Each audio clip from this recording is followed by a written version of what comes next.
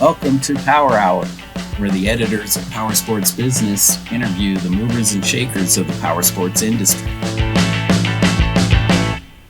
Hi, everybody. It's Brendan Baker for another Powersports Business Power Hour, and we've got a special guest, Jeff Dyke. It's Dyke, right? Yes, it sure is. Okay, I just want to make sure. I just love it. It was so fun butchering growing up people's that way. You know, because the one time I say it, and then it's like, no, that's not how you say Yeah, it. no, it's I always perfect. like to try to do that. But Jeff is the president of Sonic Automotive and Powersports. So, and you guys are really on the gas, as they say, with your recent acquisitions. You've got like 5 Harley stores you just purchased. That's correct. Yeah, so we purchased Harley stores in San Diego and on the Space Coast over in Florida and Georgia and here in our corporate home state of North Carolina. So very, very exciting times for us. And really, these acquisitions will help balance out some of the northern states that we own, where we have, Sturgis and the big show up there and all that we're Yeah. doing. That kind of shuts down during the winter time, right? And Right. now Sturgis is getting all fired up, and the big event last year, over 1,100 Harleys sold in that 10-day period. So biggest Sturgis ever by far and away. I That think was incredible. 700 and something before. So, but we do shut down during the wintertime there. I mean, we're open, but not in anywhere as many Yeah. bikes as sold. So having some southern states now added into Horny Toad, which is in between Dallas and Austin, and then our Houston stores, of course, for Harley-Davidson make a big difference. So super, super excited. And, the brand, I think, is making a great iconic comeback. It's a lot of fun to Oh, watch. yeah. Their new leadership is great. And so we're having a lot of fun watching Have them you do their talked thing. to Artie Stars? Have you met with him and had any Yes. discussions? Okay. Yeah, we have. We've had great discussions. And of course, they were super supportive of our acquisition here. And Yeah. we're not done yet. We're gonna keep growing. We love the power sports business. The margin's fantastic. And it's really, there's so many opportunities out across the country to get involved here for us. Right now, And yeah. yeah, and then to apply our processes, our playbooks, our technology and game filming and everything that we do on the automotive retail side, both at our franchise stores and our Echo Park stores, have really helped us Yeah. excel in this power sports business.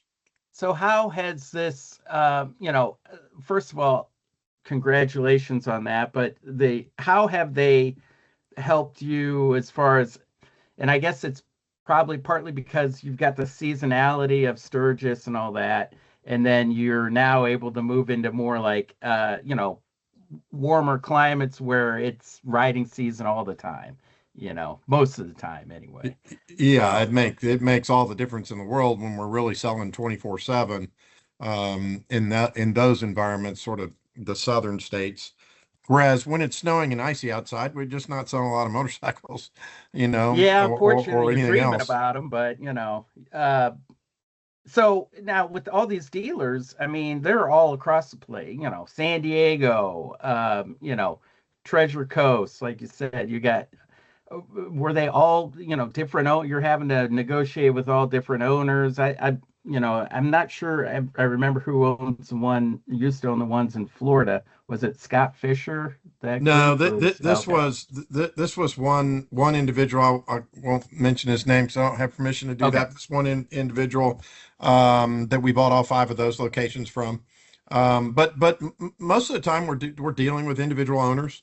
And this is nothing Yeah. new to us. We're used to this because we've rolled up so many new car franchises over the years. Oh, Um, yeah. yeah, so we just plug that right into our infrastructure. Um, and we've got an entire power sports division now, with our 20 some odd locations that we have, and we're growing really fast, with more acquisitions in the future.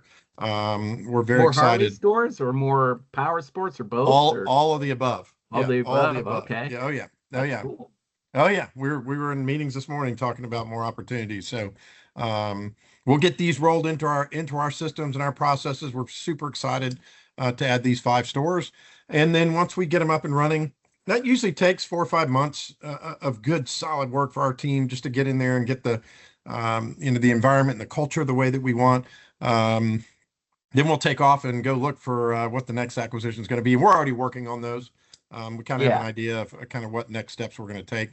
But that covers Harley, that covers Powersports all together across the board. Where that opportunity is, we're going to be there and take the opportunity to add that to our mix all over the country. How long does it take to get a new dealership online with you guys? Like, really 4 or 5 months. Yeah, okay. Really plugged in 4 or 5 months. I mean, they're plugged in today from an accounting and all that stuff. That all happens immediately. But 4 or 5 months to really get them into a rhythm and understanding what we're looking for, and that we are a student of our numbers, and that we expect the guest experience in our stores to be exceptional. Sonic Automotive is really known for that. Our guest experience when in comparison to our competitive set is usually in the top, if not ranked number one, certainly in the top tier of guest experiences, and that's carried through over into the Powersports business and the Harley business. And so we're very excited about that and want to bring those processes and that culture to these stores like we have the others, and we'll continue to do that as we grow the Powersports business in this company. Now, how with Harley, obviously they're on a reset and looks like they're headed in a good direction.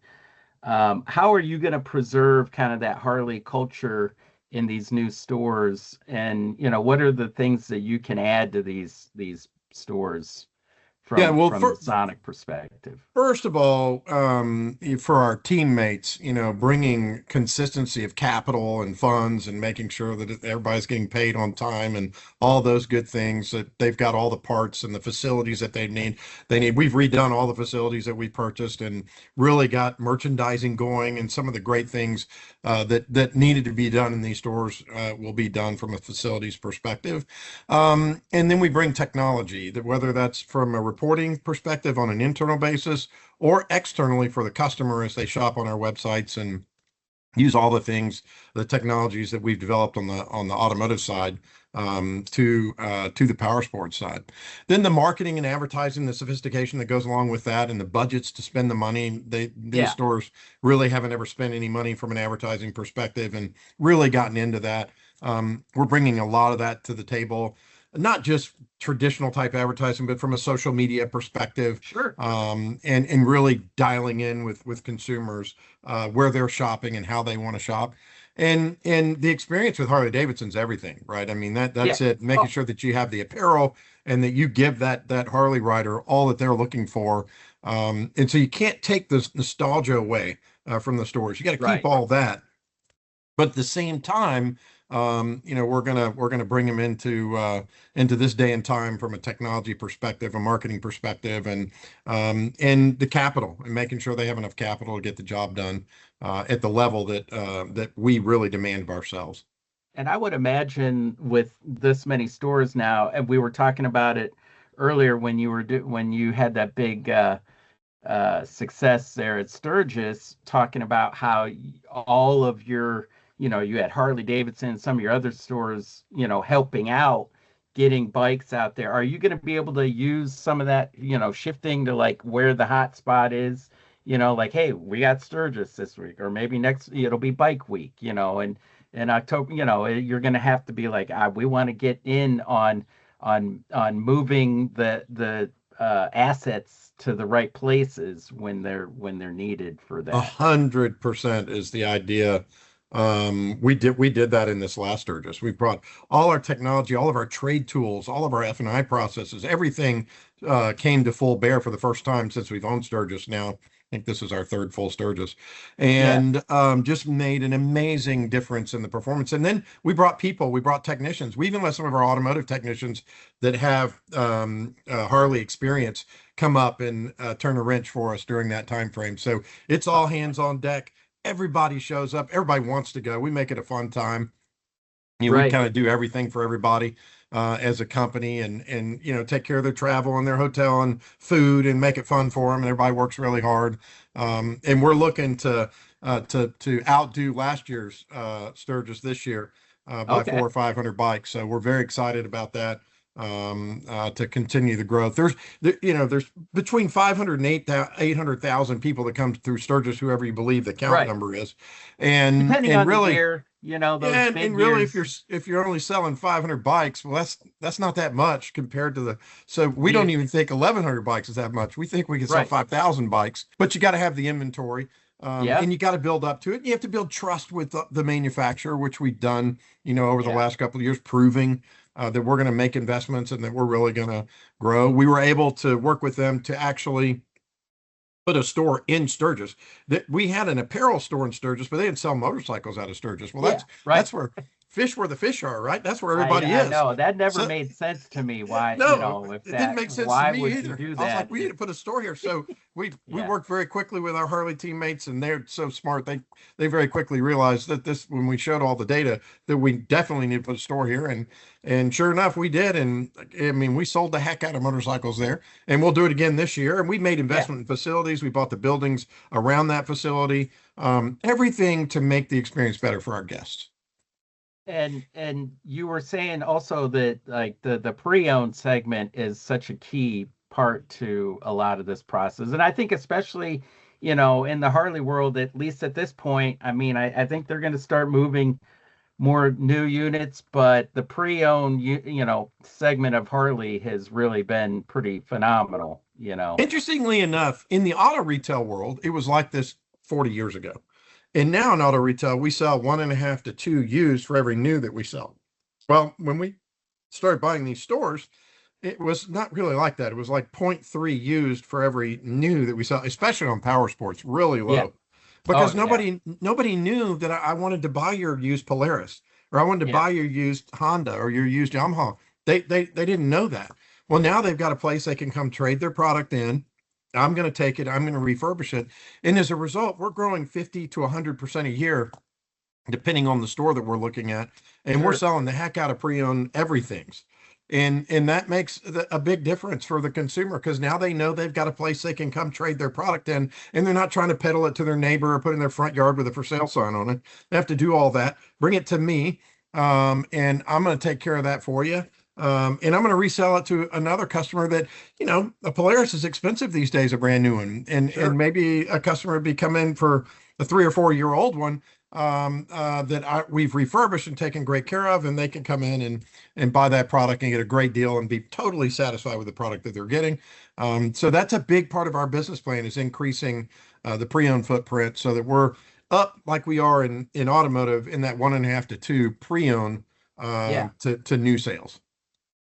And now power sports, from what I've read and some of your press materials and all that, is like it's becoming a bigger percentage of your total group now, right? It's becoming a little It's more growing. significant. You're a $15 billion something like that company We are, overall, and pretty large. we are, and we got this thing going, and it was only 50, 60 million this year, probably pushing $300 million worth of power sports sales. Remember, revenue in the auto retail world is kind of strange, because our average selling price is $50,000. And so, Right. you sell one, you make a lot of revenue. The important thing here margins, is the margins. How many are we selling? How much of the gross are we keeping? And that's important. And right now, what we're trying to do is establish our footprint in power sports and really let the world know, hey, come to a Sonic Power Sports store and experience the difference that you get when you come into one of our stores. We've got plenty of inventory. I'm not limited on what I can carry in a store. I've got incredible merchandising. We've got great training. Our teammates are armed with technology that most of our competitive set just does not have. They're not willing to invest, or they can't. And so it really gives us an opportunity to do what we've done over the last 30 years in auto retail, now in the power sports business. And we're very excited about that opportunity. And I might add that the rider, the user, deserves it. They deserve an experience that they can get in most other retail settings that they just haven't been getting in this retail setting. And we're here to bring that to life. Yeah, I mean, I think that this is something we talk about a lot in the world of sales. Like it's the experience, but then it's so hard to deliver on that sometimes, you know. It is. And And we're excited about that because we have an apparatus within inside of Sonic Automotive, our universities and our process, our training, our playbooks, everything. We know what to do. This is tailor made for us. yeah, And so when we talked our board into allowing us to make an investment a few years ago, I mean, who's not going to buy, the iconic Sturgis, right? I mean, I'm like, right. gosh, for us, it's no wheels, two wheels, four wheels. It doesn't matter how many wheels it got on, we're going to sell it. Yeah. And we're having a ball doing that. I would imagine it was a little bit easier after the success at Sturgis to go back and say, hey, we're looking at these 5 stores now, you know. Like popcorn now. Yeah, yeah, It's all making money and we're good and everybody's happy. So yes, yeah, it makes it easy when things actually come to life and you outperform what you say you were going to do. right. And they say, well, heck, go buy some more of those.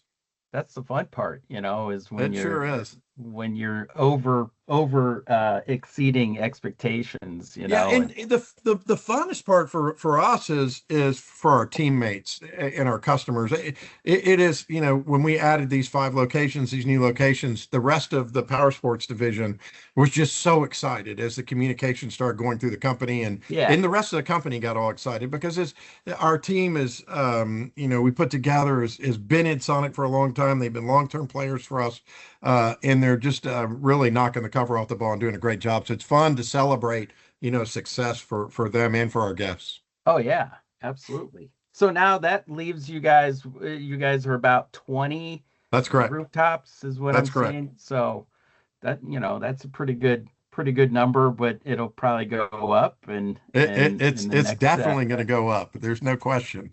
I We're mean, going to it seems grow. like it's a buyer's market right now on the Harley side, at least, I and mean, there's it's a some good, buyer's and a seller's market. At the end of the yeah, day, I mean, we're, our partners that we're buying these stores from are getting a great return on their yeah, investment, getting their money out. Some of them are deciding to stick around for a while, and we're making it worth their while to stick around and help teach us this business. yeah, Others are, putting the money in their pocket and hooking them. But we've got enough now teammates throughout the organization that they can do that. This last buyer decided to move on, and we'll turn those stores on real quick, and it'll be a lot of fun to right. get them as part of the culture. Well, and it is I think that we would have seen if it weren't for 2020 having such a skyrocketing effect in that time, I think you would have seen more owners bow out earlier and they hung on because oh wow, it's really going. And then now they're like, I think the ride's so, Yeah. that skyrocket thing, it was a blip, it Yeah, was and that not a feature. COVID to kind of the middle of 23, right? The beginning of 20 and March of 20 and then into the middle of 23. For auto retail, for boats, for cars, for motorcycles, you name it, it just went Yeah, crazy. And so good for them. Everybody made a lot of money. That's great. But we're back to reality now. yeah, And the competitive nature of the industry is coming out, and you either got to get in it and want to be in it and invest the money in the technology. Companies like ours are showing up, and we're dumping a lot of money into these stores, and we're going to be competitive. And some have decided that they want to stay and play, and that's fantastic. That's what this world's all about. And others have decided, hey, I'm a hand raiser. I want to join the team, and or just simply sell. And we're there to, write a check and bring those stores on board. And that's what just happened with these 5 RO stores. yeah. Are you going to rename any of the stores? Or, and it seems like that's a popular thing. Guys are well, we're going to change the name, are you keeping the name? Yeah, we're Uh, not real big believers in that. There's a lot of equity in the names that are there in true. the customer. Yeah, so it'll be, Space Coast, a Sonic Powersports company, Yeah. just like we've done with Sturgis and others. But we're going to let those names ride. There's just too much value in that from our perspective, and we do that with our auto retail stores too. We don't change the Oh, names. okay. Okay. Gotcha.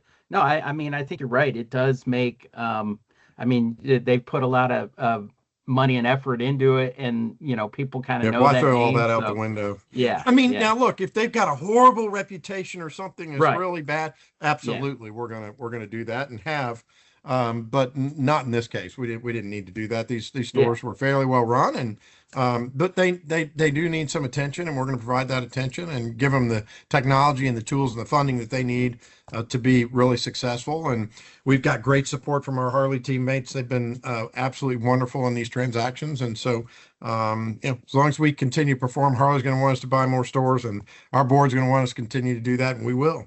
Now, don't you have an Indian store too? You've got like We do. the Indian We do. Charlotte stores. We have, So, yep, we have okay, Indian, BMW. We cover the gamut, you got right? it all. Yeah, Yeah, yeah, we have it all.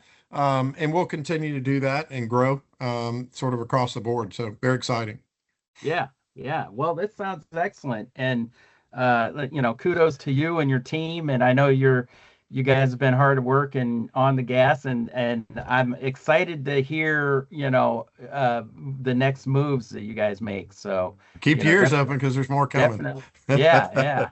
And we'll Keep talk us in again, the I'm loop sure. for sure. Yeah, we're excited. This is a good story. I mean, to me, these are good stories that I like to hear. Especially when it's been sad seeing some of these stores close down for good. Yeah, and there are a lot of Um, really, really good power sports and Harley dealers out there, just yeah, multi-generational. And they deserve the opportunity to grow and continue their growth, and perhaps some of those will join our team, become part of our family, yeah. and we'll help them make those dreams continue to stay alive. That's right on, right on. Well, thanks again for coming on and joining Yeah, us. Brendan, Really appreciate talking to you, and your always a pleasure. enthusiasm for power sports. I mean, it's contagious, dude. Yeah, we're I excited, love brother. It's it. it's going to be a lot of fun. All right. Well, hey, thank you so much. All right, man. All right. Be Thanks. good. Take care. See ya. If you like this podcast, please like, share, and subscribe. We also invite you to connect with us on powersportsbusiness.com.